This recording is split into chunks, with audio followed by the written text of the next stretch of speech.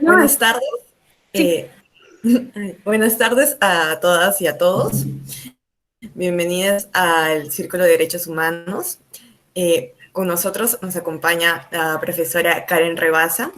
Ella es abogada y magíster en Derecho Constitucional, Derechos Humanos y Gestión Pública. Tiene experiencia laboral en la Dirección de Derechos Humanos del Ministerio de Relaciones Exteriores y la Dirección de Derechos Fundamentales del Ministerio del Interior. Asimismo, es autora de diversos artículos académicos sobre derecho constitucional, derechos humanos y derecho internacional. Y es docente del curso Sistema Interamericano de Derechos Humanos de la Universidad Nacional Mayor de San Marcos. Es para nosotras y nosotros un gran placer y un gran honor, además de comentarle que esta es nuestra última sesión en el Círculo de Derechos Humanos y es un gran honor cerrar con usted. Bueno, le damos el uso de la palabra, puede presentar sus diapositivas. Muchas gracias.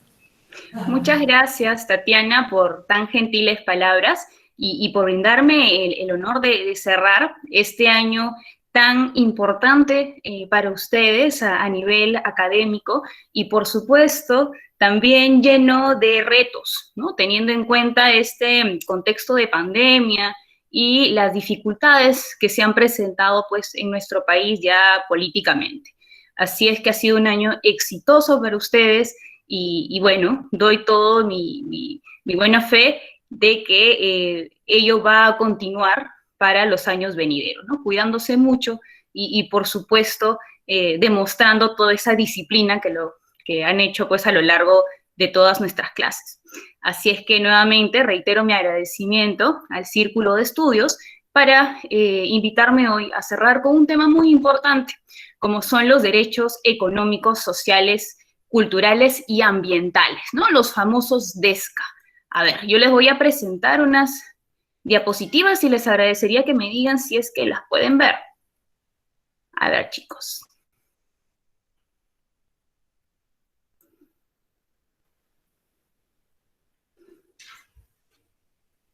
¿Sí? ¿Ya pueden ver las diapositivas?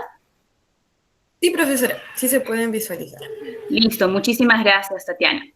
Muy bien, entonces he creído pertinente para hacer un enfoque general y hablar sobre algunos aspectos importantes en relación a los derechos económicos, sociales, culturales y ambientales, tener esta agenda de trabajo.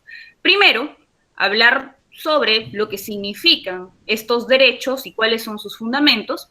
Luego, indicar qué nivel de protección tiene en el sistema universal, en el sistema interamericano, para luego hablar sobre su justiciabilidad, ¿no? Su judiciabilidad, para ver cómo en las sentencias de la Corte Interamericana de Derechos Humanos ha ido evolucionando el reconocimiento y garantía de estos derechos, ¿no? Y finalmente, pues ahí les daré algunas sentencias del Tribunal Constitucional en el cual pues se hace una clara e interesante referencia a estos derechos, ¿no? Los derechos económicos, sociales, culturales y ambientales. Pues bien, para hablar, pues, chicos, chicas, de los fundamentos de los DESCA, pues corresponde identificar a qué generación pertenece, ¿no? Entonces, teniendo claro, por supuesto, de que esta clasificación es clásica, pero a su vez puede llegar a ser útil para efectos de ver en qué escenario nos encontramos y qué nivel de y qué grado de garantía se está logrando en nuestro sistema regional, ¿no? Es decir, en el sistema interamericano. Cuando hablamos de derechos de primera generación, nos vamos a ubicar en el siglo XVIII. Nos vamos a ubicar en el reconocimiento del derecho a la vida, a la integridad física, integridad moral, a la participación, al voto, a la igualdad. Años más tarde, en el siglo XIX y en el siglo XX, vamos a hablar del reconocimiento al derecho al trabajo, el derecho a la seguridad social, el derecho a la salud, el derecho a la libertad sindical, el derecho a la educación, el derecho a tener un nivel de vida adecuado. Cuando hablamos de derechos de tercera generación, ya pues nos vamos a centrar en la protección a nuestro medio ambiente, a la libertad en la determinación de los pueblos, ¿no? Entonces hablamos del ser humano en relación ya a la comunidad internacional, ¿no? Y en los derechos de cuarta generación, que son los últimos en ser pues reconocidos. Ya en pleno siglo XXI, ya pues hablamos del derecho genético, del derecho informático, entre otros, ¿no? Que van apareciendo según ya las nuevas necesidades de las personas. Entonces, cuando hablamos de esta clasificación de los derechos económicos, sociales, culturales y ambientales, nos vamos a ubicar tanto en la segunda generación de derechos bajo nuestra visión clásica, como en la tercera generación de derechos. Entonces, ¿por qué, doctora? Ustedes me preguntarán, vamos a hablar de esta clasificación y vamos a hablar de un reconocimiento paulatino. Justamente por la importancia que tiene para el sistema internacional de protección de derechos humanos que se dé un reconocimiento progresivo de nuestros derechos, ¿no? Vamos a encontrar una ampliación del catálogo de reconocimiento de derechos. Vamos a hablar de un proceso, chicos, de especificación. Vamos a superar aquella visión abstracta que tenemos del ser humano y vamos a decir que tenemos necesidades y que estas necesidades deben ser resueltas en nuestra sociedad, ¿no? Y deben ser resueltas progresivamente. Entonces, hablamos del reconocimiento de que en esta clasificación clásica que yo ahora les he mencionado, pues existe una interdependencia. No podemos hablar de que se está garantizando nuestro derecho a la vida si nuestro derecho a la salud no está siendo garantizado. Entonces, la efectividad del derecho a la salud va a condicionar la efectividad y el cuidado, el respeto, la protección de nuestro derecho a la vida. Entonces, vamos a tener un concepto de dignidad dinámico, un concepto de dignidad que va a presentar nuevas amenazas. Y estas nuevas amenazas, como por ejemplo el cambio climático, van a necesitar un mayor margen de actuación de los estados para poder garantizar nuestros derechos, ¿no? Por ejemplo, en el caso peruano, nuestra Constitución, la Constitución del 93, asume este reto y establece en el artículo 3 una cláusula abierta, ¿no? Una cláusula abierta donde hablamos de derechos que no se encuentran reconocidos en el cuerpo constitucional, pero deben ser respetados a la luz justamente de estas nuevas amenazas que puedan surgir y de los nuevos estándares que se puedan crear a nivel internacional, ¿no? Entonces, tenemos un reconocimiento de los derechos económicos, sociales, culturales y ambientales por la interdependencia, perdón. Vamos a partir de que estamos ante unos derechos de segunda y tercera generación y teniendo en cuenta todos estos fundamentos, vamos a realizar un proyecto de concepto. ¿Qué son los derechos económicos, sociales, culturales y ambientales, ¿no? Son aquellos derechos que van a asegurar a todas las personas condiciones de satisfacción de sus necesidades básicas. Necesidades que al ser satisfechas, pues van a permitirle ejercer libertades. Lo que yo les comentaba, el derecho a la salud en relación con el derecho a la vida y a la integridad.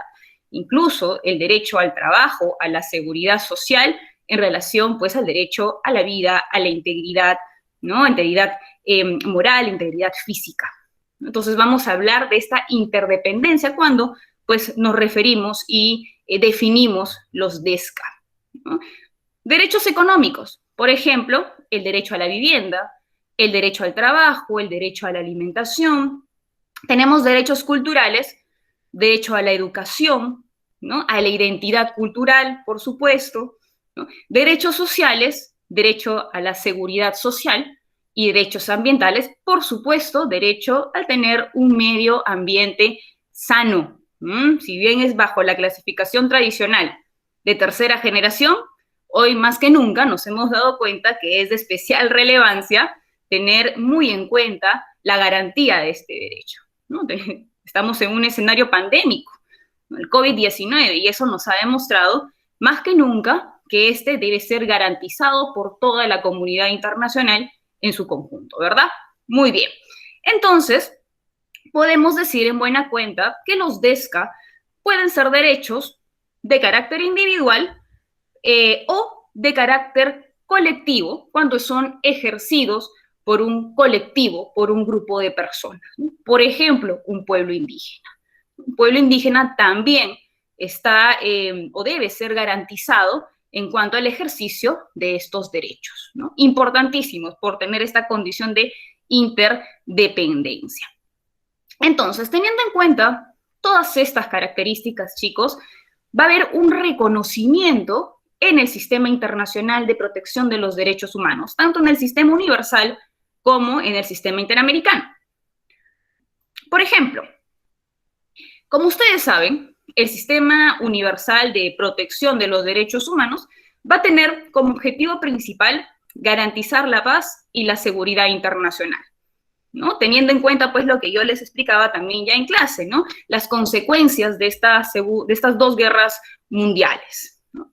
La propia Carta de las Naciones Unidas, pues, establece en su artículo 52 la necesidad de tener mecanismos regionales especiales de protección, ¿no? Aparte de tener este mecanismo universal. Entonces, vamos a ubicar dentro de todos estos conceptos que bien nos da nuestra Carta de las Naciones Unidas, que la Declaración Universal de Derechos Humanos es un documento declarativo donde vamos a establecer los estándares mínimos de protección de los derechos humanos. Cuando leamos la declaración vamos a encontrar la garantía de los derechos civiles, políticos, económicos, sociales y culturales, ¿no? Todos en conjunto como buenas intenciones de los estados justamente para propiciar la paz y la tranquilidad en la comunidad internacional, ¿verdad? Muy bien. Entonces, posteriormente, los estados se dieron cuenta, pues, que era necesario que no solamente se tenga un documento declarativo, sino instrumentos que sean vinculantes, tener tratados, tratados que los obliguen internacionalmente y del que se desprenda una posible responsabilidad ante su incumplimiento, ¿no? Es así como surge, pues, por ejemplo, el Pacto de Derechos Civiles y Políticos, surge el Pacto de Derechos Económicos, Sociales y Culturales, ¿no?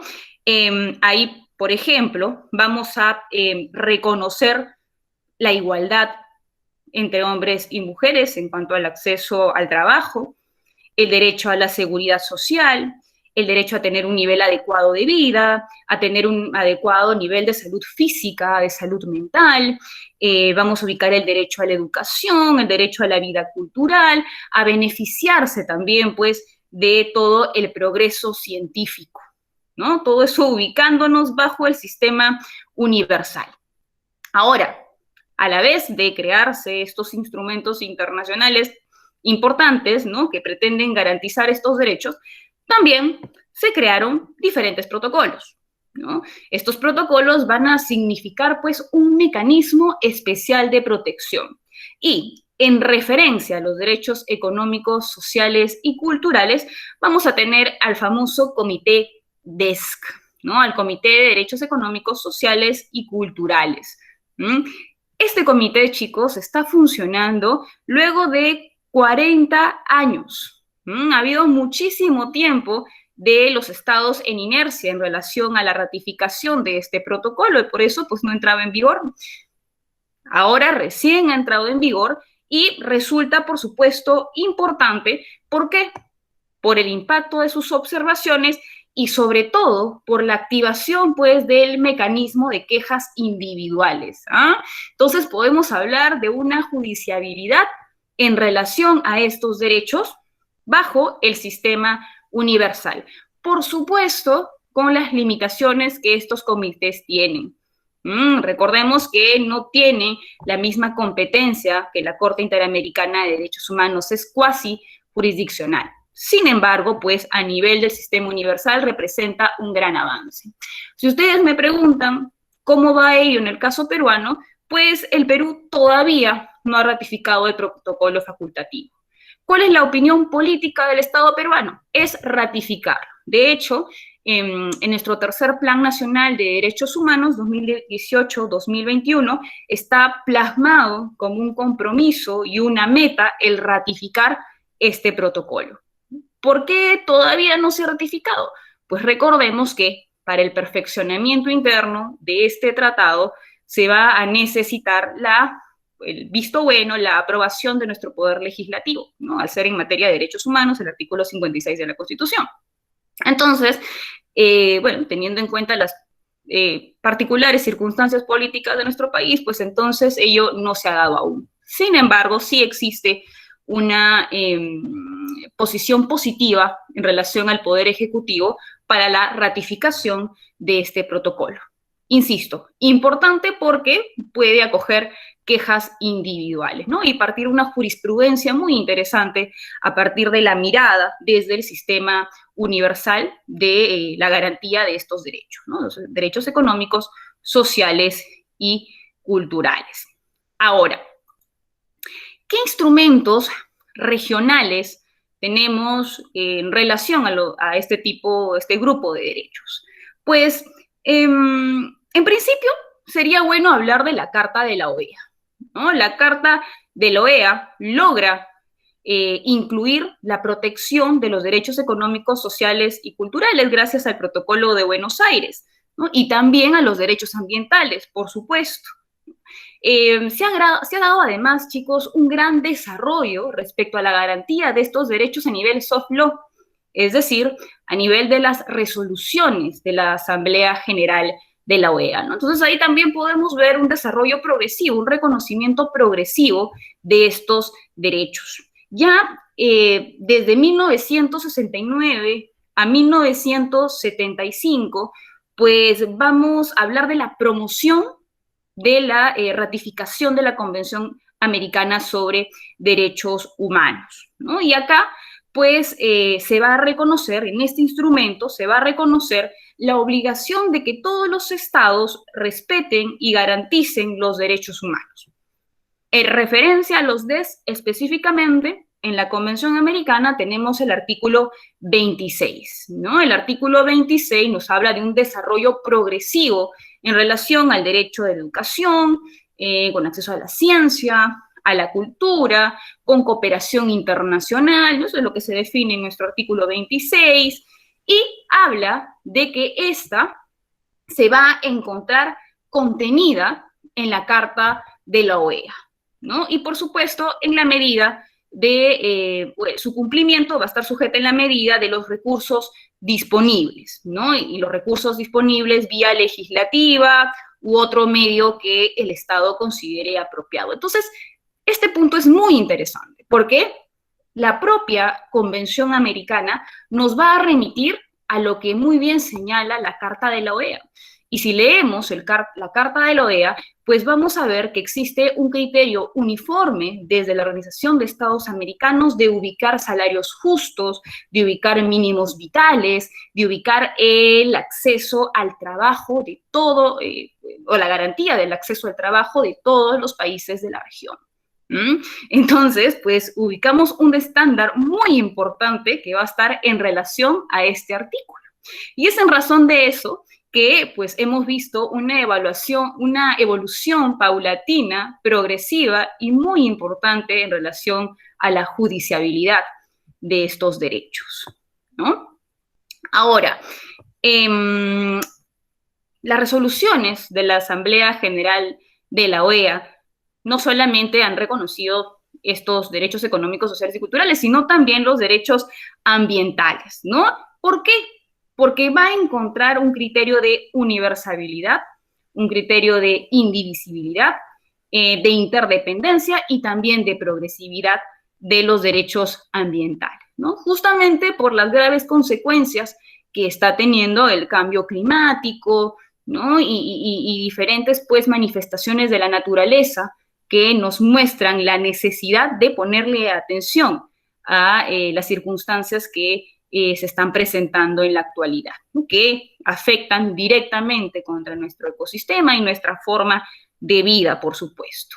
Entonces, gracias a estas resoluciones de la Asamblea y, por supuesto, de la propia lectura de las sentencias de la Corte Interamericana bajo interpretación de la Convención Americana y bajo la interpretación de la Corte de la OEA, es que vamos a encontrar otra vez este sentido de interdependencia entre los derechos civiles y políticos y los económicos, sociales y culturales, ¿no? Bueno, y por supuesto también los ambientales, teniendo en cuenta pues estas nuevas circunstancias apremiantes.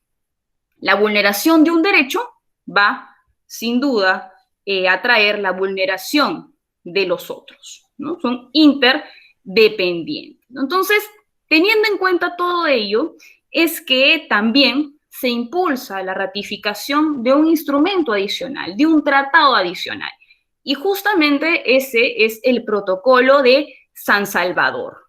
El Protocolo de San Salvador ya establece como derecho el derecho a un medio ambiente sano, a la protección de las personas de edad, el derecho a la niñez, el derecho de las personas con discapacidad, por ejemplo, ¿no? Y específicamente en este protocolo podemos ver qué casos pueden someterse ante la Corte Interamericana y bajo la supervisión de la Comisión Interamericana, por supuesto. Según este protocolo, son el derecho a la educación, a la libertad de asociación, lo que también, por supuesto, se encuentra regulado en la propia Convención Americana de Derechos Humanos. Incluso, chicos, el artículo 19 de este protocolo establece un mecanismo de supervisión. Entonces, sí, existe implementado diferentes cuestiones interesantes a nivel interamericano para la garantía de estos derechos, ¿no?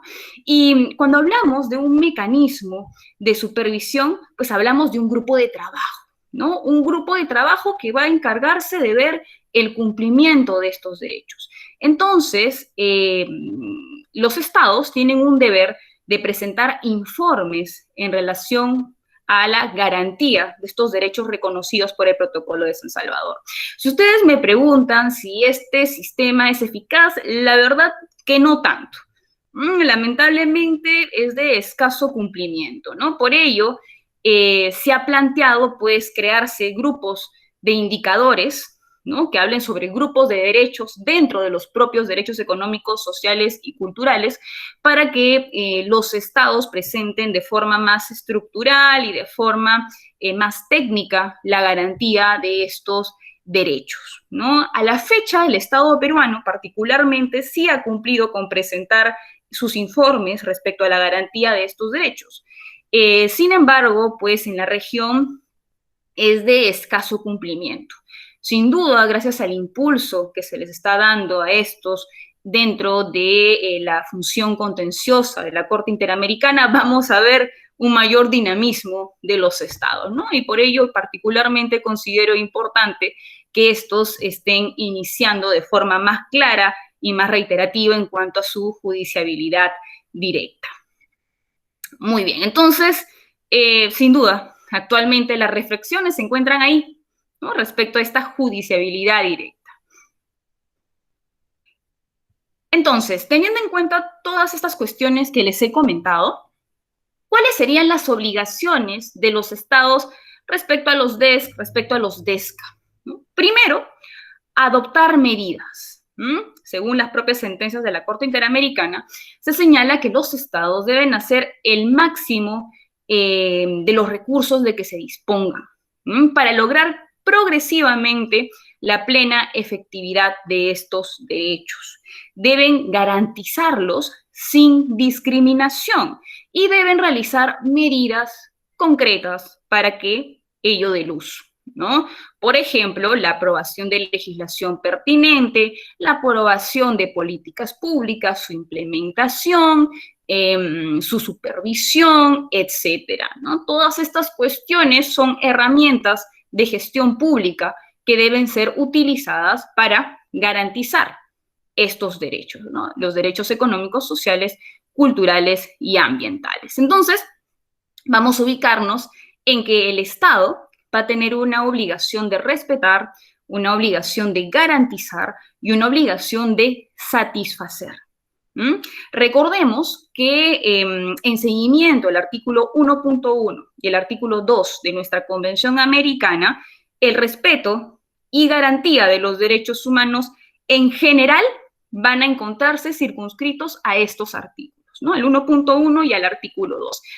Y estos son el fundamento de lo que es el control de convencionalidad. Los estados tienen el deber de implementar implementar normas, implementar políticas públicas que garanticen la efectividad de la propia Convención Americana, ¿no? Hablamos de una eficacia horizontal y una eficacia vertical de los derechos humanos. Todo el aparato estatal va a responder en conjunto en relación a las garantías de estos derechos. Tiene una obligación el Estado de investigar, de procesar, de sancionar, de reparar ante la imposibilidad de efectivizar los derechos de la Convención Americana, ¿no? El Estado no puede estar en inercia. El Estado tiene que garantizar y cumplir con sus obligaciones internacionales en materia de derechos humanos.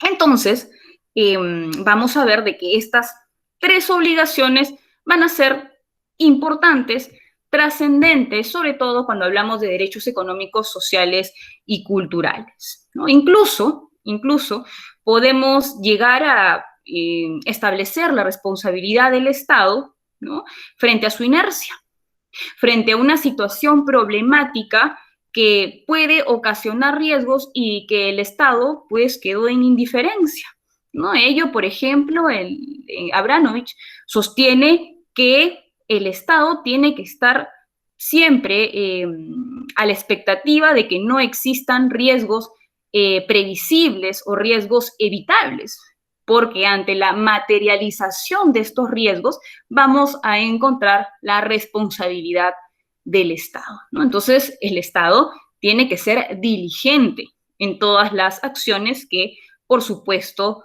tomen. Ahora bien, ¿a qué me refiero cuando hablo de una realización progresiva de los DESCA? ¿No? En primer lugar, pues habría que reconocer que este es un aspecto esencial de las obligaciones de los estados en relación a estos derechos. Una realización progresiva, permanente, que vaya en avance y no en retroceso, ¿no? Eso es lo que significa en buena cuenta progresividad, ¿no? Vamos a hablar de que los estados van a tener una obligación inmediata de adoptar medidas para la plena efectividad de estos derechos, que debe haber disponibilidad de recursos. No se puede justificar la inacción o el aplazamiento por la falta de disponibilidad, ¿no? Según las propias sentencias de la Corte Interamericana, no podemos hablar de un Estado que carezca eternamente de recursos, ¿no? Tiene que establecer las políticas públicas, las medidas legislativas pertinentes para que estos derechos logren ser eficaces, ¿no? Además, el Estado tiene el deber de demostrar que se está haciendo pues todo lo posible para mejorar el disfrute de estos derechos, ¿no? Incluso cuando en la práctica estos llegan a ser escasos, ¿no? El Estado tiene que demostrar que está poniendo en marcha todo su aparato estatal para efectivizar los derechos protegidos en nuestra Convención Americana. Entonces, si bien hay algunos derechos pues, que van a necesitar algún tipo de tiempo adicional, algún tipo de temporalidad por lo complejo que puede ser lograr su plena efectividad, como por ejemplo el post-pandemia, ¿no? Va a ser bastante complicado lograr la plena efectividad de estos derechos luego de la pandemia, sobre todo ante una ineficaz aparato estatal desde antes de, ¿no? Hay obligaciones que deben cumplirse y de inmediato, ¿no?, independientemente de los recursos que se dispongan. ¿Cuáles son estos? Por ejemplo, la eliminación de la discriminación, ¿no? Por ejemplo, hablamos del acceso universal al derecho a la salud. Es una cuestión importante porque no podemos separar por grupos humanos. Todos debemos acceder de forma general a este derecho, ¿no? Entonces, esto es parte de las obligaciones que tienen los estados, ¿no?, que deben adoptar además las medidas necesarias para la efectividad de estos derechos, que no deben tener medidas regresivas. Si ya hay un reconocimiento, solamente se puede ir para adelante, ya no para atrás. Entonces, eso también es importante porque seguramente muchos estados, en razón de la pandemia, van a querer pues retroceder en cuanto a la efectividad de algunos derechos. Bueno, esto a la luz de la jurisprudencia de la Corte Interamericana no es posible. Luego, por supuesto, a seguir estableciendo las obligaciones mínimas esenciales, ¿no? Por ejemplo, el derecho al acceso a la salud, como les he comentado, ¿no? El acceso al trabajo, ¿no? A la seguridad social, derechos tan importantes que, bueno, justamente en este contexto de pandemia se han visto altamente perjudicados, ¿no? Y claro, vemos que no son derechos de segunda generación solamente, sino que actúan de forma interdependiente entre todo el grupo de derechos humanos. Muy bien, entonces yo les había comentado de que existe un desarrollo jurisprudencial interesante en cuanto a la judiciabilidad directa de los DESCA, de los derechos económicos, sociales y culturales, ¿no? Acá les dejo un cuadrito para que vean el ciclo de los casos individuales en el sistema interamericano. Los casos que vamos a mencionar son los que han llegado ya a la Corte Interamericana y tienen una sentencia, ¿no? Y lo dejo para que lo puedan observar. Por ejemplo, inicialmente, la Corte Interamericana, pues, en relación a los DESCA, estableció una judiciabilidad indirecta, ¿no? Por ejemplo, se hizo en el caso Velázquez Rodríguez versus Honduras, en el caso Laura Albán Cornejo versus Ecuador, en el caso González Yuy, en relación al derecho a la vida y a la integridad, ¿no? Esos eran los derechos a proteger, pero de forma indirecta se habló pues del derecho a la salud y la posibilidad de que sea un derecho justiciable. Por ejemplo, en el caso de Laura Albán Cornejo, una niña sufrió una mala práctica médica y se determinó la responsabilidad internacional frente a ello. De la misma manera se dio en el caso Suárez Peralta versus Ecuador, ¿no? En el caso González Yuy versus Ecuador, por ejemplo, se habló del VIH, ¿no? Que es una enfermedad que se dio en este caso vía transfusión sanguínea, ¿no? Entonces ahí se vulneró el derecho a la salud y el derecho a la vida. Entonces ahí vamos a encontrar que la Corte se refiere a la vulneración del derecho a la integridad, pero refiriéndose al derecho a la salud, ¿no? Entonces hablamos de una justiciabilidad indirecta. Me parece que hay una pregunta. Sí, profesora. Y Catherine ha levantado la mano. Le damos el uso de la palabra. No, fue de casualidad, disculpe. No se preocupen, está bien. Ahora tenemos pues tantas cuestiones adicionales en nuestro Meet que hace que uno se pueda confundir. Muy bien, no hay problema. Entonces, como les comentaba, pues en estos tres primeros casos vamos a tener la alusión a la protección del derecho a la salud de forma indirecta, ¿no? Porque vamos a centrarnos en la violación del derecho a la vida, el derecho a la integridad, bajo responsabilidad internacional de estos estados, de Honduras y de Ecuador. Asimismo, como ejemplo de responsabilidad indirecta, tenemos el caso Niños de la Calle, que es la Villagrán Morales y otros versus Guatemala, ¿no? Justamente en el extremo del contenido del derecho a la vida. En este caso se habló del derecho a tener una vida digna, y el derecho a tener una vida digna, sin duda, va a pasar por tener buenas condiciones de salud, ¿verdad? Entonces ahí hablamos también de una justiciabilidad indirecta de los DESCA. También tenemos el caso Jiménez López versus Brasil. Este caso es muy interesante, le invito a que ustedes lo puedan revisar, porque una persona con discapacidad pues fue maltratada en un centro de rehabilitación y fallece a raíz de estos maltratos, ¿no? La afectación de su derecho a la salud significó la vulneración de su derecho a la integridad y su derecho a la vida. Entonces, en este caso, ¿no?, se hace justiciable el derecho a la salud frente a las consecuencias letales que tuvo su afección, ¿no?, frente a su fallecimiento y frente al atentado a su integridad. Entonces, en esos casos, pues vamos a ver claramente que va a haber una afectación del derecho a la salud. Sin embargo, la Corte Interamericana va a determinar la responsabilidad de los estados, pero frente a derechos de primera generación, ¿no? El derecho a la vida, el derecho a la integridad, en la integridad personal de las personas. Muy bien. Luego, sí, la Corte va a empezar a ver cuestiones que tienen que ver con los derechos de segunda generación. Sin embargo, todavía la Corte se torna tímido en reconocer una justiciabilidad directa. Qué casualidad, acá tenemos 3 casos contra el Estado peruano, ¿no? 5 pensionistas, Acevedo Buendía y Lagos del Campo, que ya va a ser un caso paradigmático en relación a lo que vendría después en cuanto al reconocimiento a la justiciabilidad.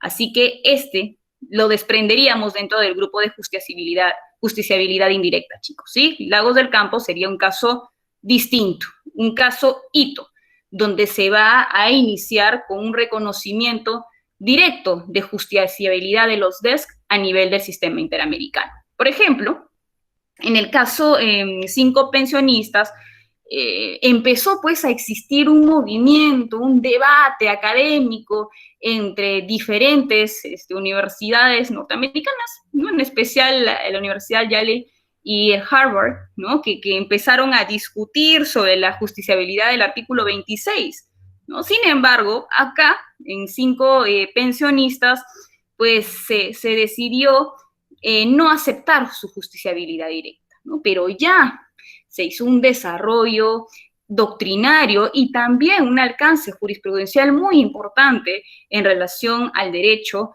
a la seguridad social, que sí llega a ser trascendente para lo que vendría después.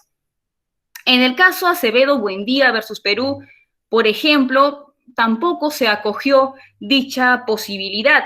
En este caso, pues, nos vamos a centrar en el pago de pensiones, ¿no? La Corte se centra en el análisis el derecho al acceso a la pensión, ¿no? Y si bien la Corte va a plantear la protección judicial a la propiedad, pues no se va a pronunciar directamente sobre la justiciabilidad de este derecho, ¿no? Pero sí, lo que va a hacer la Corte Interamericana en Acevedo Buendía es hablar de la interdependencia, ¿no? Entonces, cada vez nos vamos acercando más a lo que vendría a ser el nuevo paradigma de la Corte Interamericana en relación al estudio, al análisis de estos artículos. Y eso se va a dar en el caso Lagos del Campo versus Perú. Podemos hablar de una violación directa al artículo 26 de la Convención Americana sobre Derechos Humanos. Esto, sin duda, representa un triunfo de litigio estratégico. Y esto se da gracias al planteamiento que dan las víctimas frente a este caso. Como típico caso donde se presenta la vulneración al derecho a la libertad de expresión y derechos laborales, se va a declarar por primera vez la violación directa al artículo 26, lo cual representa, a palabras de la Corte Interamericana, un punto de no retorno. ¿De qué trata el caso Lagos del Campo versus Perú?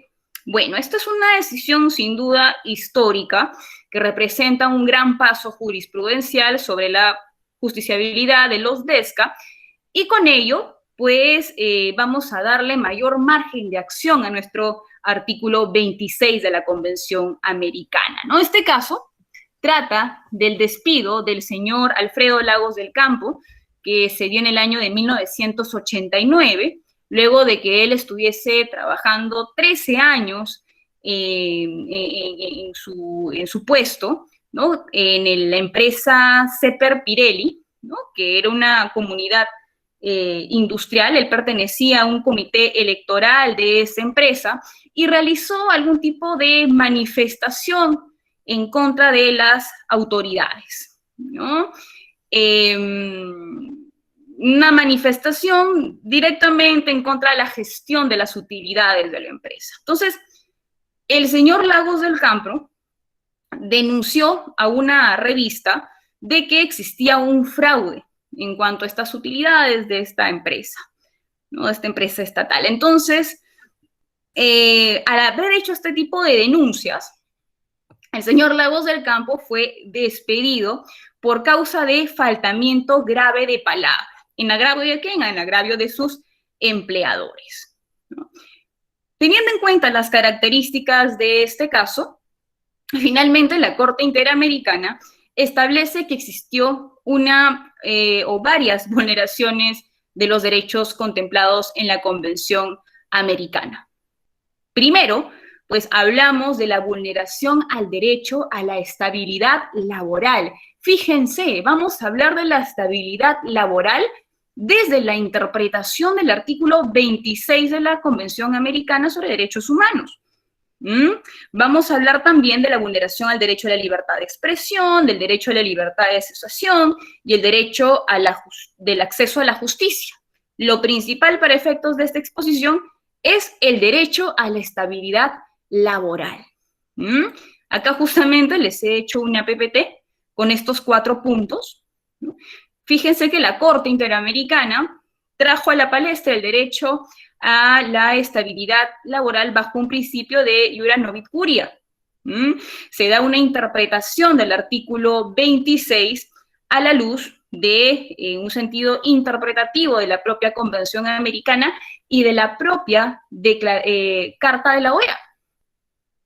Entonces, la Corte Interamericana, frente a los hechos acaecidos con el señor Lagos del Campo, señala que el Estado incumplió diversos deberes en relación a estos instrumentos que les he citado. Por ejemplo, el derecho a que los trabajadores sean protegidos ante despidos injustificados, ¿no? El derecho a una justa indemnización, el derecho a una justa reinstalación, derecho a tener pues los mecanismos efectivos de reclamación dentro de su propia normativa interna. Entonces, todos estos derechos pues fueron vulnerados del señor Lagos del Campo, ¿no? Por ejemplo, en el caso del derecho a la libertad de pensamiento, se estableció que el señor, al tener un cargo de representación dentro de su empresa, pues requería un nivel reforzado de protección. Y que, naturalmente, en razón de este cargo y de esta facilidad que tuvo de mostrarse ante la revista y demostrar cuáles eran sus reclamaciones, pues fue despedido, ¿no? Lo que atentaría también directamente contra el ejercicio de su libertad de pensamiento. También habló la Corte de la Libertad de Asociación, ¿no? Reconoció de que la Convención Americana, en el artículo 16, pues va a reconocer la protección de la libertad de asociación de los trabajadores sin especificar que estos deban o no pertenecer a un ámbito sindical. Eso es importante, ¿no? Porque este derecho va a estar siendo protegido sin importar que estemos hablando de un ámbito sindical, ¿no? Entonces, vamos a hablar de una doble dimensión, tanto del derecho del individuo a asociarse libremente, como del derecho de los integrantes de la asociación de poder ser representados, ¿no? En este caso, pues se dio a cargo del señor Lagos del Campo. Y un punto, chicas, chicos, muy interesante es el derecho al acceso a la justicia, bajo el principio de que la Corte tome en cuenta de que el Estado no preveyó, no examinó, no tomó en cuenta que el señor Lagos del Campo al menos había interpuesto alrededor de 7 recursos judiciales que fueron valorados en distintas instancias sin tener una respuesta eficiente, una respuesta clara, lo cual, por supuesto, a criterio de la Corte Interamericana, atentaba contra el derecho al acceso a la justicia. Entonces, teniendo en cuenta estos elementos y sobre todo este importante desarrollo que se hace al derecho a la estabilidad laboral, es que tenemos un punto de no retorno en relación a la justiciabilidad directa de los derechos económicos, sociales y culturales. A pesar de que existe cierta uniformidad de criterios para ello, también hemos tenido una visión disidente que ustedes lo van a encontrar en las posteriores sentencias donde se han establecido la justiciabilidad de estos derechos. Y lo vemos específicamente en la del juez Biogrossi, ¿no? ¿Qué dice el juez Biogrossi? Que la justiciabilidad de los DES no debe realizarse por medio de una aplicación directa del artículo 26, ¿no? Ya que va a generar una vía expansiva de la responsabilidad internacional del Estado y que los Estados, en principio, al ratificar la Convención Americana de Derechos Humanos, no consideraron encontrarse sujetos frente a este derecho, ¿no? Entonces, pues habría una extralimitación de las funciones, en este caso de la función contenciosa de la Corte Interamericana. Pero, como les dije, esto es el voto en minoría, puesto que ya podemos hablar de una justiciabilidad directa de estos derechos. Eso lo hemos visto en el caso Trabajadores Cesados de Petroperú, por ejemplo, ¿no? Ahí la Corte establece la vulneración del derecho, el artículo 26 de la Convención Americana. Ello también se encuentra establecido en la opinión consultiva 2317 de la Corte en relación a los daños ambientales transfronterizos. Recordemos que esta opinión consultiva fue solicitada por Colombia, ¿no? Entonces, ahí la Corte Interamericana entiende que la protección de la Convención Americana de Derechos Humanos también va a tener en cuenta la protección del medio ambiente, ¿no? Ya que el artículo 26 se va a remitir a la Carta de la OEA y esta carta también debe ser interpretada a la luz del artículo 29, ¿no? De nuestra Convención Americana, es decir, de forma integral. No solamente vamos a tener un instrumento aislado, vamos a tener un instrumento con dinamismo, según lo que les comenté al inicio de la exposición, ¿no? Según estas nuevas necesidades. Entonces vamos a tener el reconocimiento vía opinión consultiva de la justiciabilidad de los derechos ambientales. Luego, en el caso Poblete Vilches versus Chile, la Corte Interamericana señala directamente la afectación del derecho a la salud. ¿Por qué? Porque en Chile había pues una mala política pública en materia de salud, ¿no?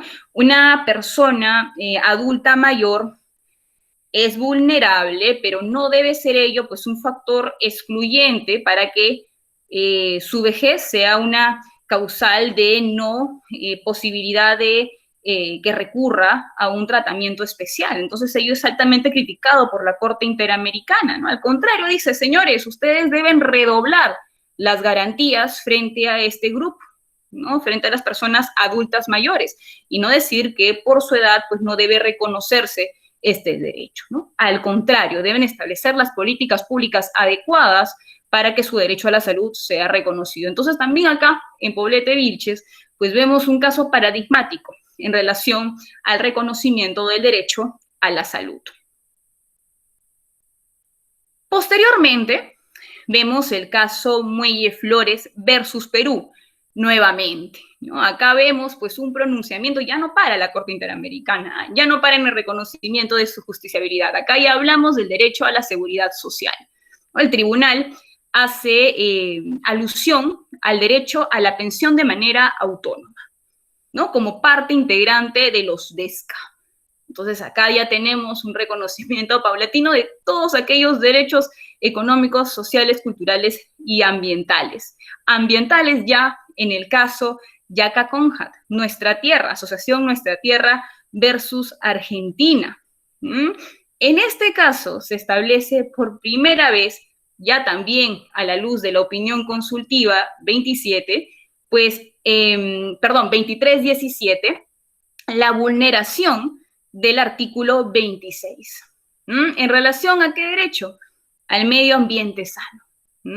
Entonces, teniendo en cuenta esta opinión consultiva, pues se va a emitir esta sentencia. Entonces acá vemos también la importancia de las opiniones consultivas, de que existe un criterio de control de convencionalidad abstracto que finalmente va a ser aplicable en razón de casos particulares. En este caso, lo acontecido en Argentina frente a esta asociación, ¿no? Yaca Concat, ¿no? Entonces ahí vemos por primera vez también que existe la vulneración del derecho al medio ambiente sano. Les recomiendo revisar esta sentencia porque es interesante revisar sobre los daños transfronterizos, sobre todo al encontrarnos en este contexto tan especial. Y miren, justamente ayer se publicó la sentencia contra el Estado peruano del caso Casanina versus Perú. En este caso, pues se decreta la responsabilidad internacional del Estado peruano frente a las violaciones de los derechos humanos al señor Julio Casanina. ¿Por qué? Este señor fue separado del cargo de fiscal adjunto provincial de Ayacucho, ¿no? Él ostentaba el cargo de fiscal adjunto provisional. Escuchen cuando les digo provisional, y fue separado, ¿no? Entonces la Corte Interamericana estableció que se atentó contra el derecho a su estabilidad laboral en relación al artículo 26. Este caso esta sentencia tiene alrededor de 90 páginas. Yo le he dado una revisión, como les digo, ayer fue recientemente publicada, y tiene sus votos disidentes. Tiene votos disidentes y también tiene votos concurrentes. Particularmente, yo estoy de acuerdo con el enfoque que se le ha dado a esta sentencia. Como les mencioné hace unos segundos, pues este señor tenía un cargo de fiscal provincial provisional. Sin embargo, la Corte Interamericana establece que no se le garantizó su derecho a la estabilidad laboral. ¿En qué sentido? Fíjese el enfoque que le da la Corte Interamericana. La Corte señala que no había una condición resolutoria que determinara el fin de su nombramiento, ¿no? Y teniendo en cuenta estas circunstancias, ¿no?, que son propias de esta provisionalidad de su función, no se podía garantizar la independencia en el ejercicio de sus funciones judiciales. Entonces, para la Corte Interamericana, ¿no?, ellos hacen un análisis en general del cargo judicial que el señor Casanina ostentaba.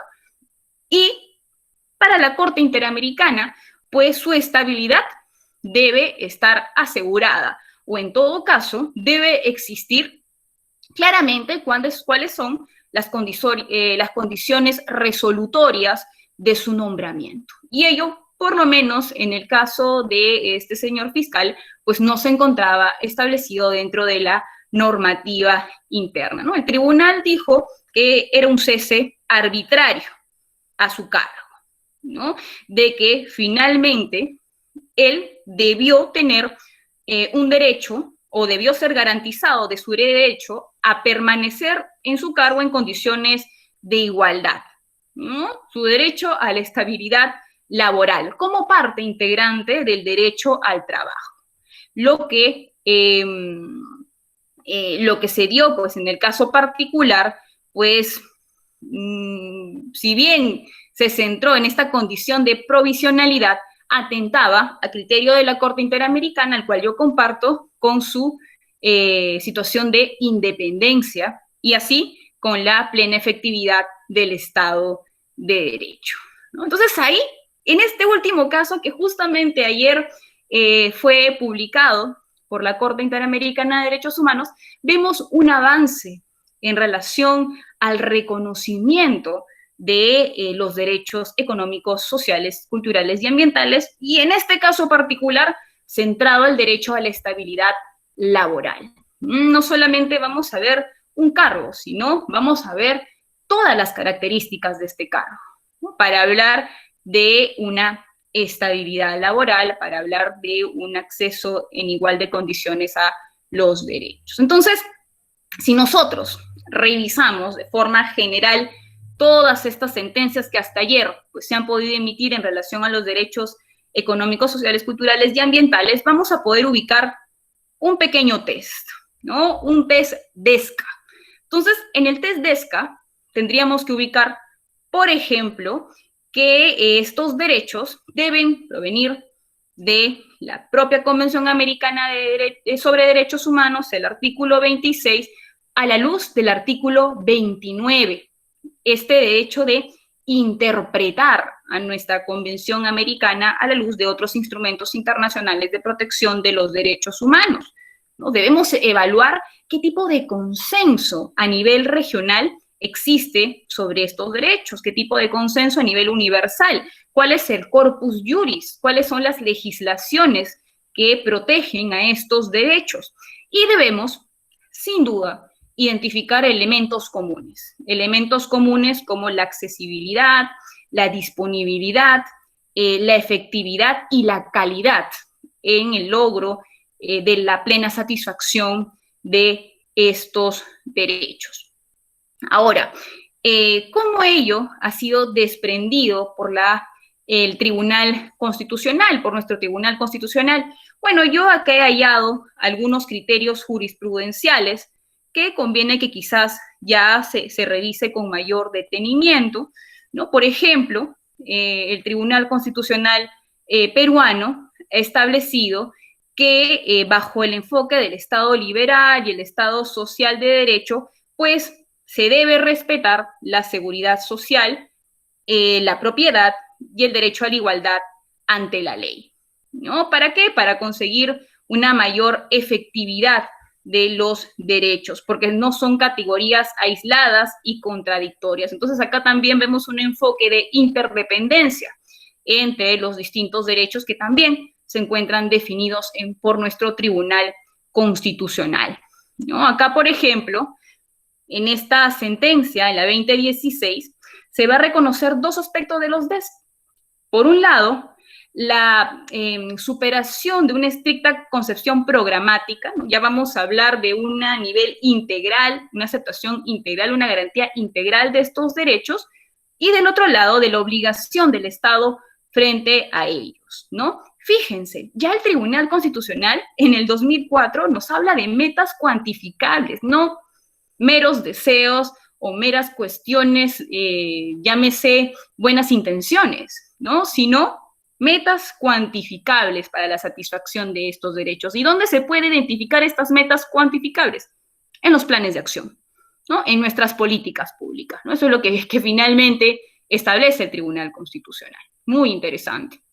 Luego tenemos la sentencia 11-2002, donde se habla que la protección a la dignidad humana va a ser el presupuesto ontológico para garantizar todos los derechos fundamentales, ¿no? Entonces, no es posible establecer una diferencia de orden en relación a estos derechos, sino por el contrario, ¿no? Bajo una perspectiva progresiva, programática, tenemos que hablar de su positivación, tenemos que hablar de su vigencia, de su autoaplicación, de su exigibilidad. ¿Por qué? Porque bajo la visión del Tribunal Constitucional, ellos tienen un protagonismo dentro de la esfera social del Estado, y tiene que ser desarrollado por sus propios entes, por supuesto. En esta sentencia, por ejemplo, el tribunal considera erróneo cuando se señala que el derecho a la salud y la política nacional de salud constituyen normas programáticas que representan un plan de acción más que un derecho concreto. Acá ya se refiere directamente al derecho a la salud, ¿no? Acá el Tribunal Constitucional nos recuerda que toda política pública nace de obligaciones objetivas, concretas, ¿no? Que van a tener como finalidad el resguardo de los derechos que van a encontrarse centralizados en la garantía de la dignidad humana, y que ello no debe ser considerado como un gasto, ¿no? La protección del derecho a la salud no es un gasto, sino, para el criterio del tribunal, es una inversión social. En esta sentencia, en la 2945, por ejemplo, señalan, perdón. Sí, en esta sentencia, pues se va a señalar que se debe instaurar las debidas políticas públicas para que se puedan efectivizar estos derechos. Y acá habla, por ejemplo, de cómo la corrupción puede atentar directamente en contra de la efectividad de estos derechos, ¿no? Entonces, establece nuevamente que deben existir políticas públicas que establezcan acciones concretas, acciones constantes y que se haga también un debido gasto y una progresividad del gasto. No siempre vamos a estar con un presupuesto único para el acceso a los derechos económicos, sociales y culturales y ambientales, sino este presupuesto debe ir en aumento, por supuesto, en seguimiento a las posibilidades del propio Estado, que no debe permanecer inerte, sino que siempre debe buscar la mayor satisfacción de los derechos de sus ciudadanos, ¿no? Entonces ahí vemos que el Tribunal Constitucional, incluso desde antes de lo que se ha venido desarrollando por la Corte Interamericana, ha dado una efectividad o ha tratado de lograr una efectividad plena a este tipo de derechos. Lo que sí, por supuesto, faltaría, y seguramente bajo la influencia de las últimas sentencias de la Corte Interamericana se va a establecer dentro de la esfera constitucional, es el derecho a la estabilidad laboral, el derecho a la seguridad social, que son cuestiones o parámetros que ya el Tribunal Constitucional tendría que variar en cuanto a su propia línea jurisprudencial. Acá, chicos, les dejo también, para que tengan en cuenta, algunas de las bibliografías que he tomado para esta exposición y referencias electrónicas. Asimismo, ahí mis datos de contacto, si es que quieren realizar una investigación a fondo sobre este importante grupo de derechos, estoy a su disposición, por supuesto. Muchas gracias, queda atento a las consultas que pudieron haber surgido en estos minutos. Muchas gracias, profesora. Sí, se les recuerda que pueden dejar sus preguntas en el chat o levantar la mano y le estaríamos dando pase a sus preguntas. Profesora, yo tenía una consulta. Muchas veces, bueno, he visto en algunas sentencias de que dicen que ya no es necesario reconocer los DESCA, por ejemplo, sobre todo el derecho a la salud, porque a veces lo ponen que ya está reconocido en el derecho a la integridad. Entonces, he visto que en algunos casos de la jurisprudencia de la Corte ya no lo reconocen y ponen solamente como violación del derecho a integridad. Si bien estos dos derechos, bueno, todos los derechos se interrelacionan, ¿por qué, digamos, en algunos casos la Corte solamente dice no, bajo integridad, y en algunos casos sí ha desarrollado integridad y salud? ¿O cuáles serían los límites entre ambos? Muchas gracias por tu pregunta. De hecho, Tatiana, vemos una progresividad en cuanto al reconocimiento de estos derechos.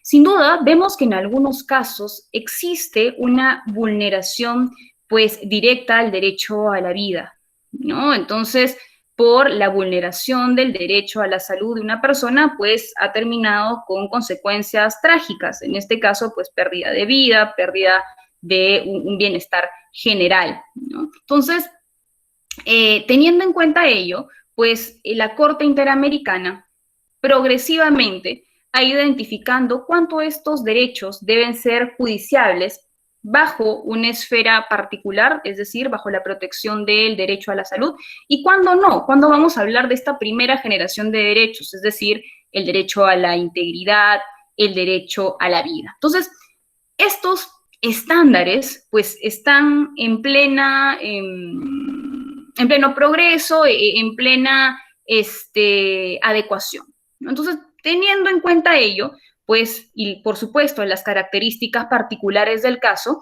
es donde nos vamos a encontrar otra vez en la judiciabilidad de un derecho DESCA, ¿no? De un derecho económico, social, cultural, o también de un derecho que pertenece a esta primera generación, ¿no? A los concebidos directamente desde la propia Convención Americana sobre Derechos Humanos. Entonces, la línea sería las propias características del caso y cuál es el impacto vulneratorio hacia las personas que se han visto desprotegidas entre sus derechos más elementales.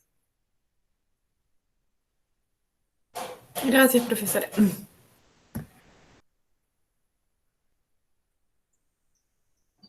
Profesora, yo quería preguntar con respecto a los derechos culturales. Eh, la verdad es que no he entrado en detalle con respecto a estos derechos, ¿no? O sea, si bien es cierto, son económicos, sociales y culturales, los otros dos lo entiendo, pero los culturales, además, o sea, usualmente entiendo estos derechos relacionados quizás al tema de los pueblos indígenas, la cosmovisión que tienen y que está muy involucrado también al derecho ambiental, ¿no? Al agua, etcétera. Pero cuando hablamos propiamente de derechos culturales, ¿hay algún caso, algún desarrollo jurisprudencial también del mismo a nivel de, bueno, de estos dos? Sí, mira, yo creo de que si nos queremos ubicar en un caso paradigmático de una justiciabilidad directa de estos derechos, nos podemos encontrar en el caso Yaja Conrad de versus Argentina, ¿no? Porque cuando hablamos, bueno, cuando esta sentencia nos habla del derecho a un medio ambiente sano, también nos vamos a ubicar en el derecho a la identidad cultural, ¿no? Y en esta sentencia se va a invocar a que el Estado cumpla con la garantía a este derecho, a respetar su cosmovisión del mundo de este pueblo, a respetar la forma en que ellos ven la vida y el acceso a las condiciones de vida indispensables, ¿no? Por ejemplo, el acceso del derecho al agua, ¿no? A la libertad religiosa, ¿no? Bajo su enfoque cultural.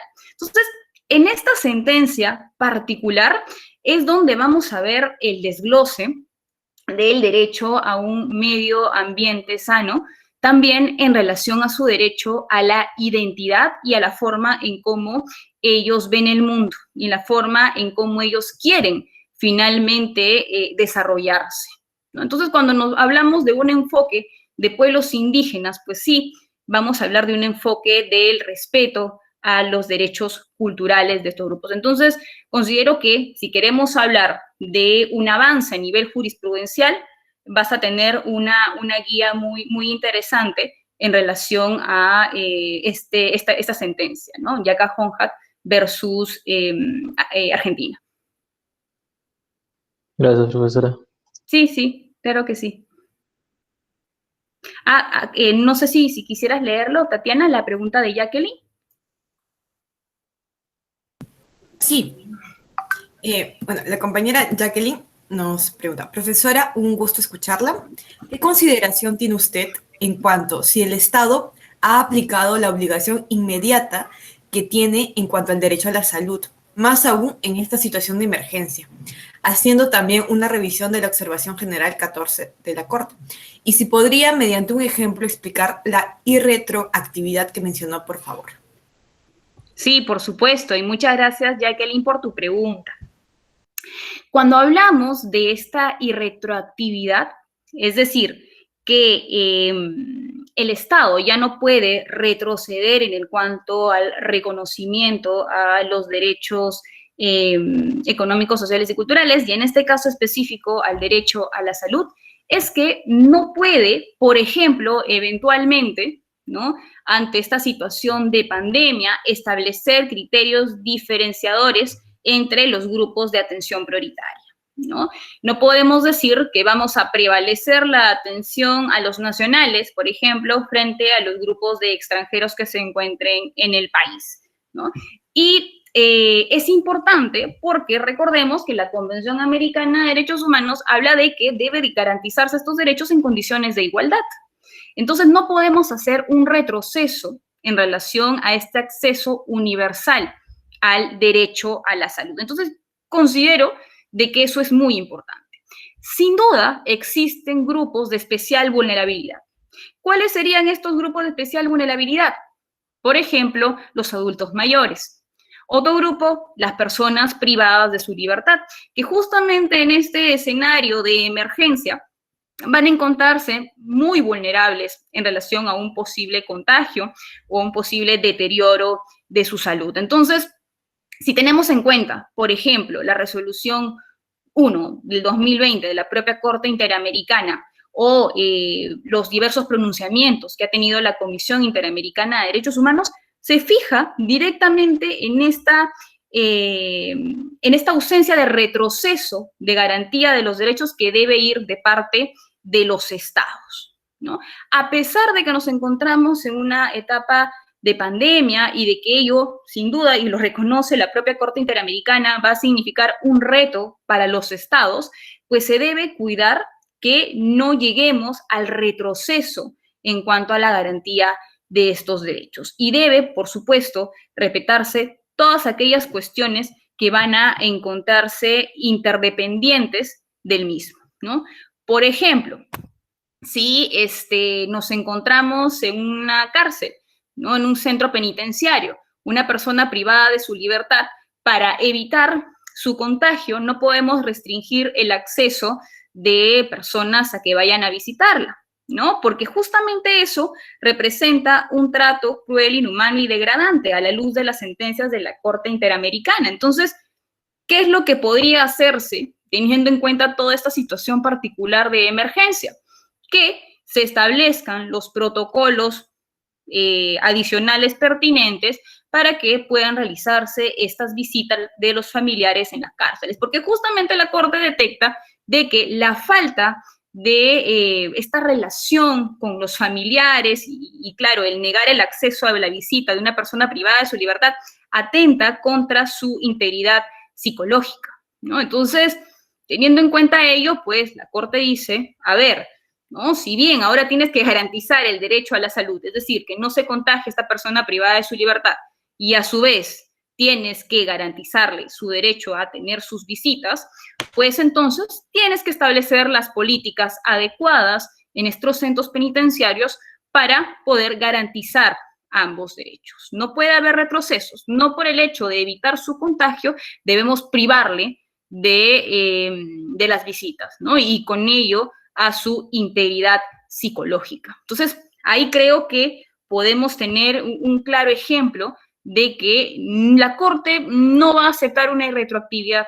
Y justamente, teniendo en cuenta que esto pues representa un gran reto para los estados, ha establecido diferentes guías, diferentes documentos donde establece cuál es el trato debido a la luz de los estándares interamericanos, ¿no? Y justamente se ha especializado en aquellos grupos vulnerables. Ustedes van a encontrar alusión a las personas privadas de su libertad, van a encontrar alusión a los pueblos indígenas, van a encontrar alusión a las mujeres, a las personas migrantes, etcétera, ¿no? Que sin duda ya cuentan con una especial protección por el sistema, ya que son considerados pues grupos vulnerables. No sé si llegué a dejarme entender, Jacqueline.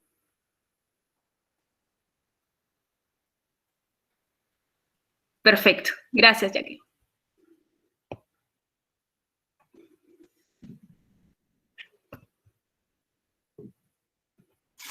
Sí, Catherine, te escucho. Buenas tardes, profesora. Yo le quería hacer una pregunta acerca de cómo se puede tutelar la violación masiva de derechos sociales, como es el caso del derecho a la salud, como lo podemos ver en esta coyuntura actual con el caso del COVID, que muchas personas han sido afectadas. Recuerdo que mi profesor habló acerca de que se podría crear una figura como el amparo colectivo. ¿Qué tan viable es esto? Sí, mira, yo creo que todo recurso constitucional va a ser efectivo en tanto los propios jueces lo hagan efectivo, ¿no? Entonces yo creo que un amparo colectivo sí sería importante que sea reconocido, sea aceptado por parte de nuestra judicatura, porque evidentemente se está vulnerando colectivamente el derecho a la salud de muchas personas.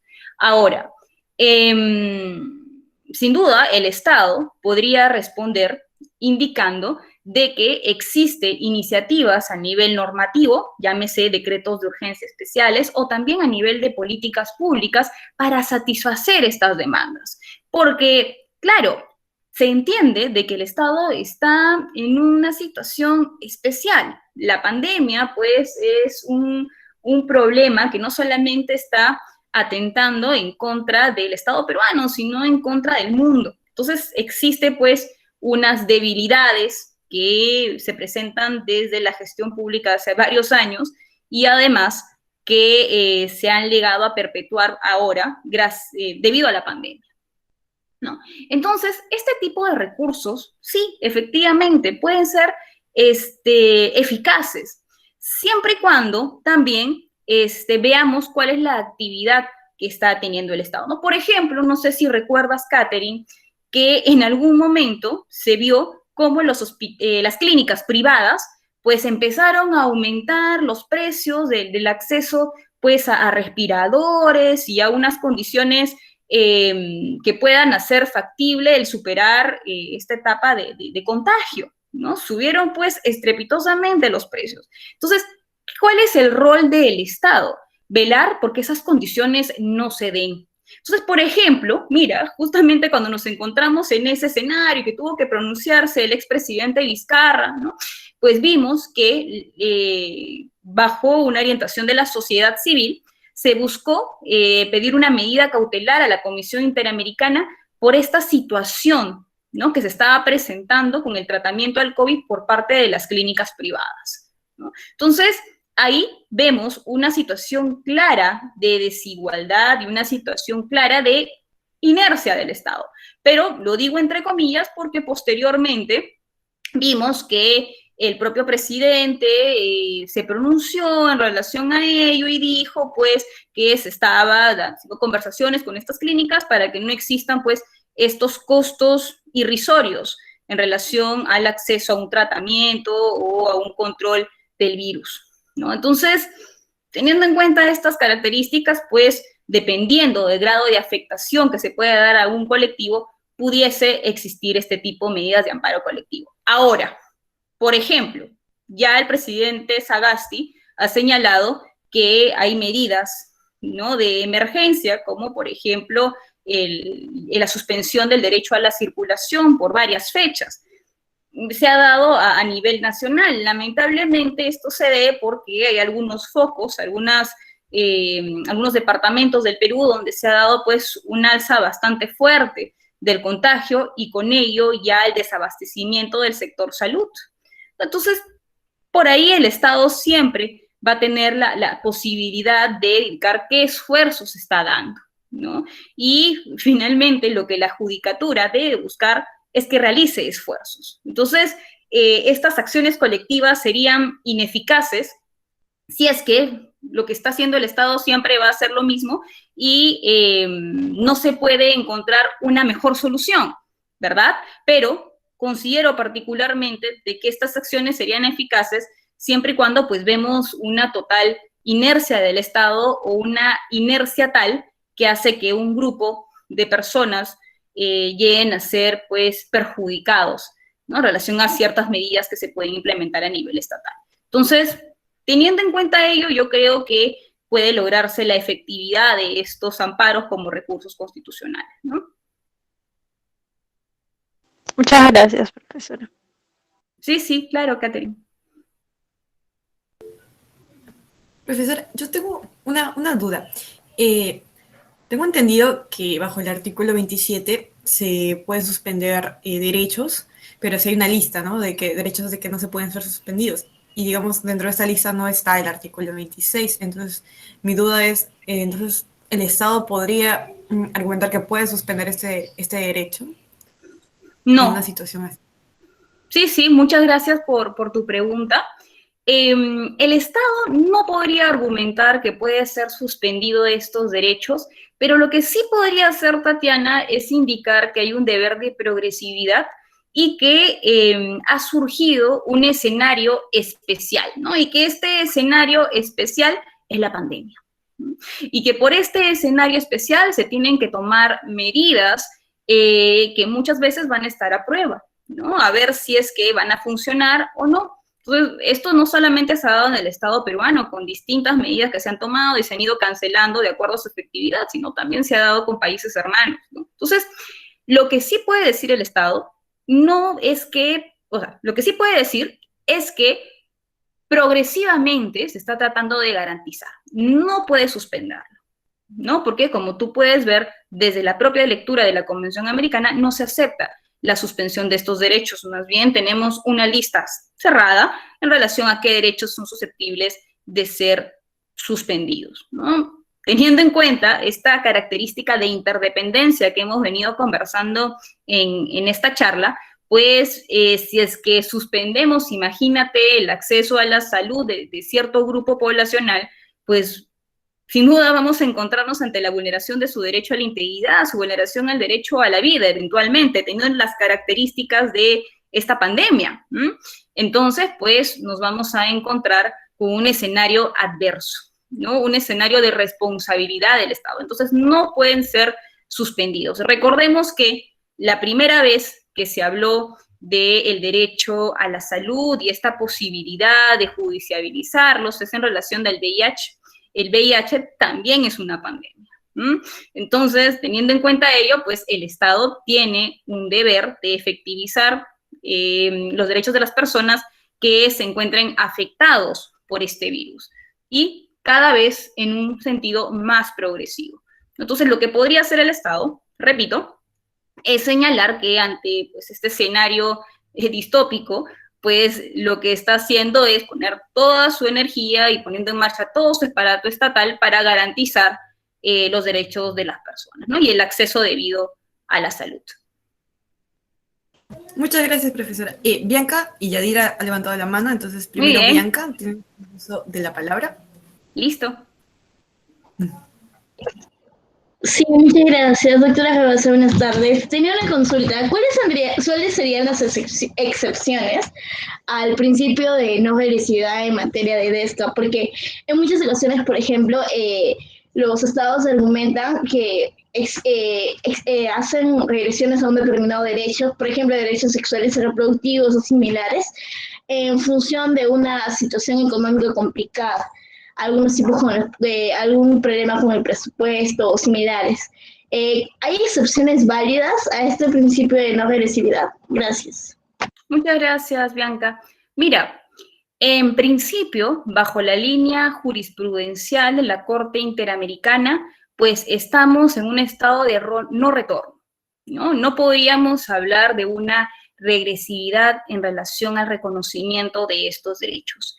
Indudablemente, el Estado va a querer justificar cuestiones que se están dando bajo su contexto político, económico, social, ¿no? Por ejemplo, en el caso peruano, pues se va a hablar que esta pandemia ha atentado directamente en contra de lo que se viene planteando a nivel de políticas públicas, a nivel de legislación, y este avance que ya estábamos teniendo a nivel económico, que lamentablemente se va a ver perjudicado. Entonces, lo que el Estado finalmente va a plantear como su argumento, si es que hipotéticamente llega un caso ante la Corte Interamericana, va a ser que ha existido una situación especial, un contexto sui generis, que ha hecho que las personas no se vean garantizadas plenamente, no existe una plena efectividad del derecho a la salud, ¿no? Bajo estas condiciones especiales y, por supuesto, las consecuencias económicas que sin duda ha traído a la región la pandemia. Entonces, lo que el Estado, a la luz de las propias sentencias del Tribunal Constitucional, por eso creí importante señalarles esas sentencias, y también a lo que la propia Corte Interamericana ha dicho en sus últimas líneas jurisprudencial, pues es que el Estado ha realizado todos los esfuerzos posibles que sean cuantificables para poder solucionar estos contextos adversos. Fíjate que el Tribunal Constitucional habla de que existe una justificación en relación a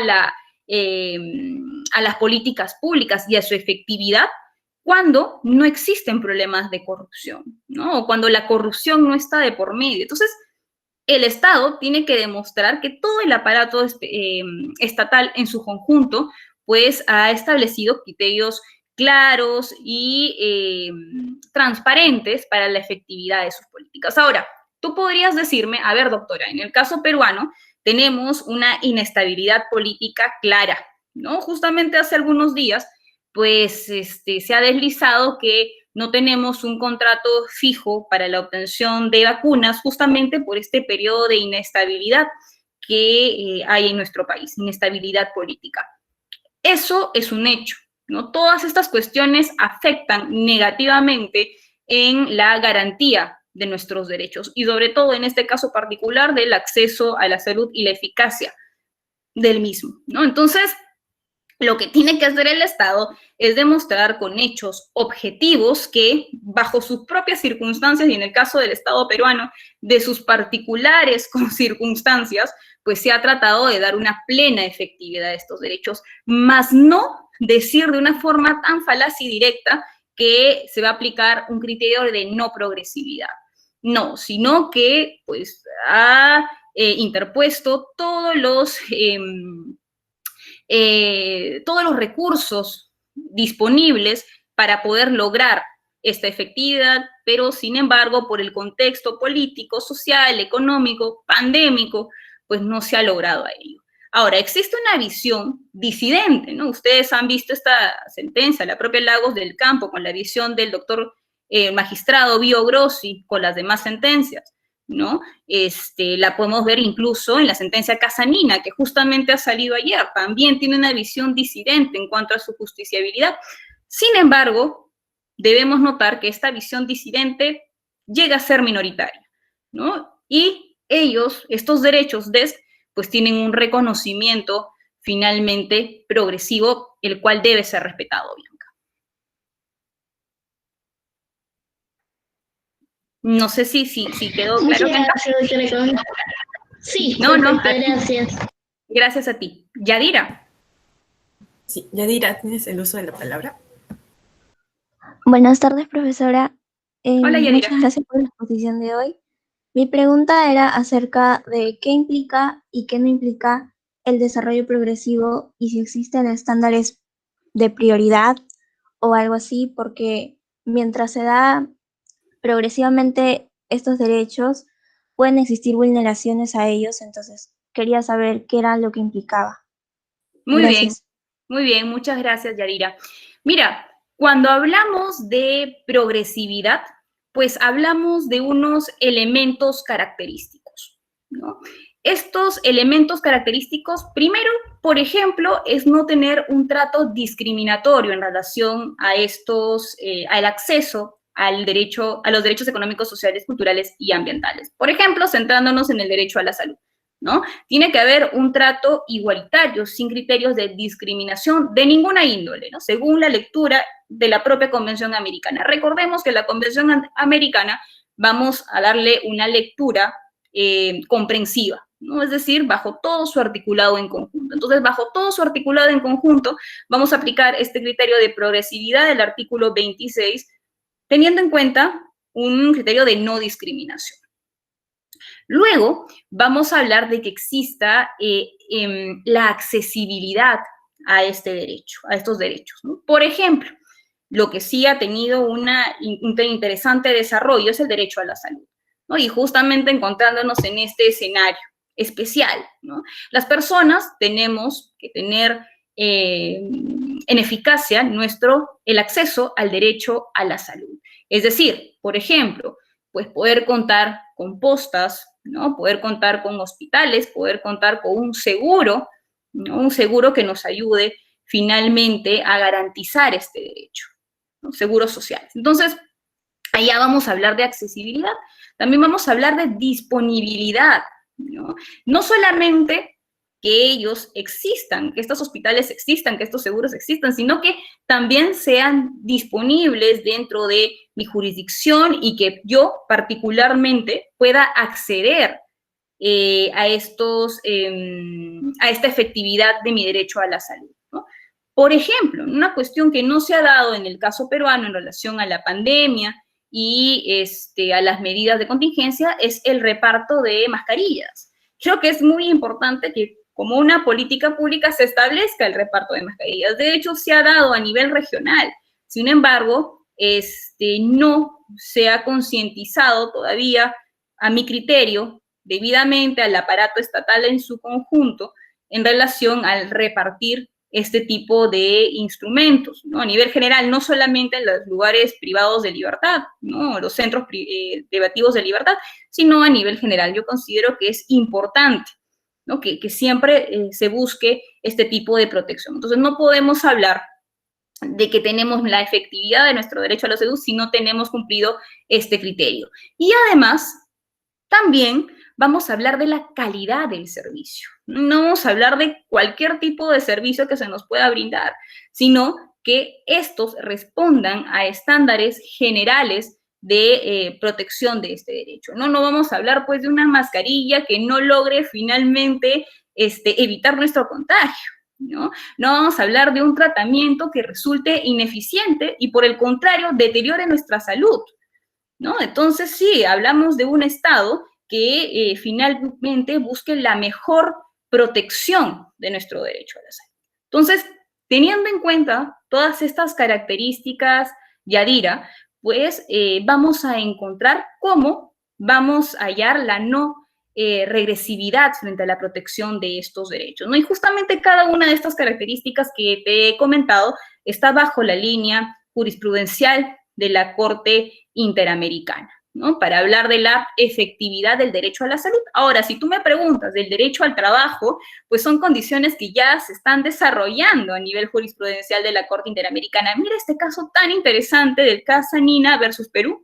Ahí vemos que un fiscal provincial provisional se le reconoce el derecho a la estabilidad laboral, ¿no? Parece una dicotomía, porque estamos hablando de un fiscal provisional, ¿no? Al que la Corte Interamericana ha establecido la vulneración de su derecho a la estabilidad.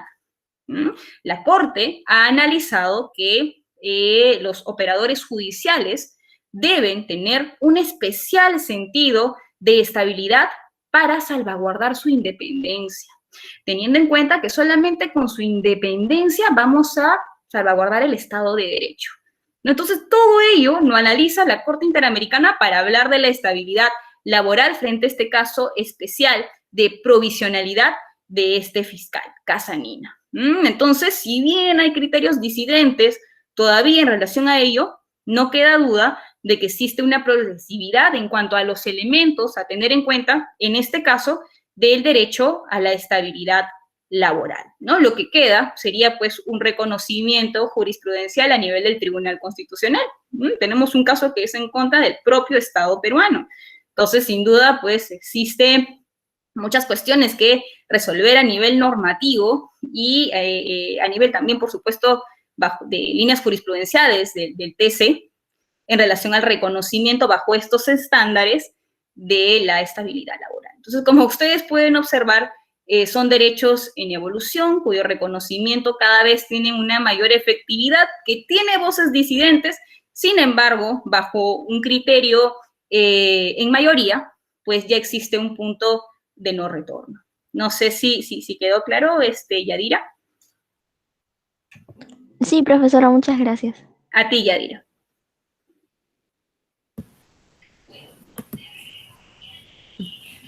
Bueno, si hay una pregunta más, alguna pregunta más, pueden levantar la mano o hacer uso del micro. Profesora, yo tenía una última pregunta.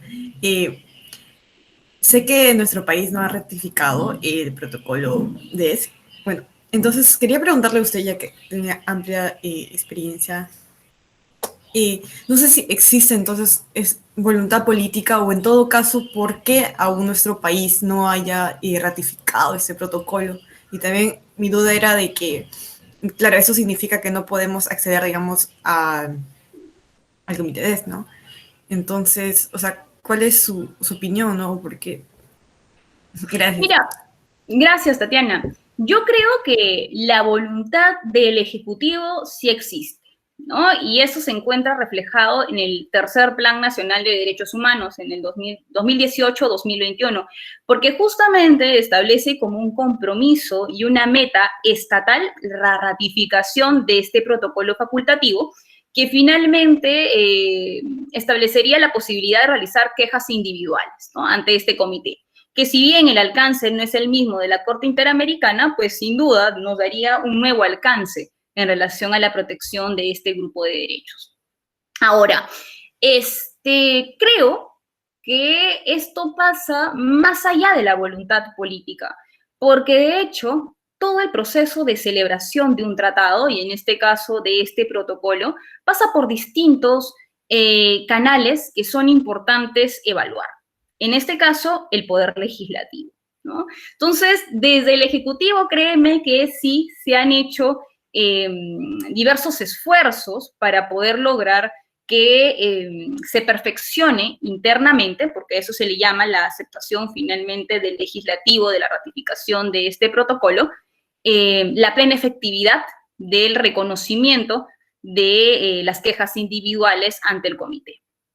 Ahora, lo que sería importante es que ello se ha puesto más allá que del plan nacional en una agenda pública compartida con el propio Poder Legislativo. Entonces, yo particularmente considero que ante este escenario tan adverso y ante la cierta ineficiencia, pues, en cuanto al acceso a la salud e incluso a garantías laborales, pues el Congreso no esté con el ánimo político a la fecha de ratificar este protocolo. Pero es indudable que el Ejecutivo lo ha puesto como una de sus metas y es uno de los objetivos también del propio Ministerio de Justicia, que finalmente se encarga pues de elaborar este Plan Nacional de Derechos Humanos. Entonces, creo que todo pasa porque exista un debido trabajo en conjunto por el Poder Legislativo y lamentablemente pues acá hay una visión sesgada política, ¿no? Entonces, considero que debería pues concientizarse a nuestros funcionarios públicos, tanto del Poder Ejecutivo como nuestros representantes ante el Legislativo, en relación a la importancia de poder garantizar los derechos de las personas, incluso ante un escenario internacional. Entonces, a nivel individual, creo que es pertinente que se pueda proteger estos derechos bajo el protocolo DESC, ¿no? Pero, como por ahí ya lo estoy comentando, pues este proceso de perfeccionamiento pasa por el legislativo y pues requiere de mucha voluntad. Creo yo que ante este escenario adverso, pues es un poquito más lejana la idea de la ratificación, a no ser pues que haya un impulso debido del mismo, ¿no? Y este impulso, sin duda, puede despertar a partir de la sociedad civil, ¿no? La sociedad civil pues podría impulsar esta ratificación y quizás obtener algo positivo.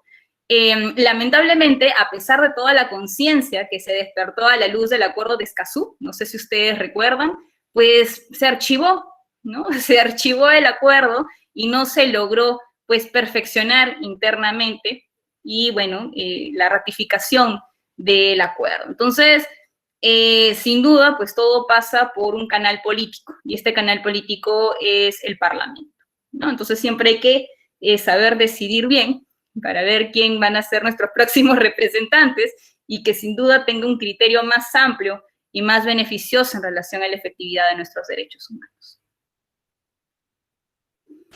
Muchas gracias, profesora. Bueno, ha sido realmente un honor, un placer que sea nuestra última sesión. Hemos cerrado con broche de oro, con usted, y agradecemos a todos los participantes. Gracias por su asistencia, por las preguntas. Entonces, bueno, el CDH les desea unas felices fiestas, un próspero año nuevo. A usted, profesora, y a los participantes. También parte de los anuncios es decirle que esta es nuestra última sesión del 2020, pero el próximo año, en el 2021, regresamos en quincena. Estamos planeando tener un curso interno en el taller para habilidades de litigio. Entonces, estamos muy interesados en su participación activa y agradecemos una vez más su apoyo y también tenerla como asesora del taller. Muchas gracias a usted y a todos y todos. Muchas gracias, Tatiana. Nuevamente felicitarlos por todo este impulso académico que han tenido a lo largo del 2020. Yo creo de que ya son años que vienen formándose en el círculo de estudio. Hay varias generaciones defensoras de derechos humanos, a lo cual es una satisfacción grande seguramente del círculo de estudio y de las personas que tenemos el honor también de poder asesorarnos, ¿no? Entonces, yo les deseo que pasen unas lindas fiestas a pesar de todas estas medidas de contención que se nos ha presentado a nivel estatal, que recuerden que el derecho a la salud, teniendo en cuenta la exposición de hoy, pues es muy importante efectivizar, y todo pasa también por un debido cuidado que hagamos nosotros mismos de nuestra persona y de nuestros familiares, ¿sí? Así es que no bajen la guardia, cuídense mucho, sean siempre disciplinados en sus estudios y con esta ansia de seguir investigando y de seguir especializándose en este mundo tan apasionante que es la defensa de los derechos humanos. Les extiendo un fuerte abrazo a cada uno de ustedes y les agradezco muchísimo por las preguntas que han surgido a lo largo de la ponencia y este despertar de curiosidad pues que nos da a cada uno de nosotros al momento pues de explicar cada una de sus consultas y de poder profundizar en algunas materias, sobre todo en este escenario pandémico. Así que chicos, nuevamente muchísimas gracias y mis mejores deseos para cada uno de ustedes, que se cumplan todas sus metas en lo venidero. Muchas gracias, profesora. Igualmente, un fraterno saludo. ¡Felices fiestas! Felices fiestas, chicos. Un fuerte abrazo. Un fuerte abrazo. Gracias, profesora. Felices fiestas. Felices fiestas, Bianca. Cuídate mucho.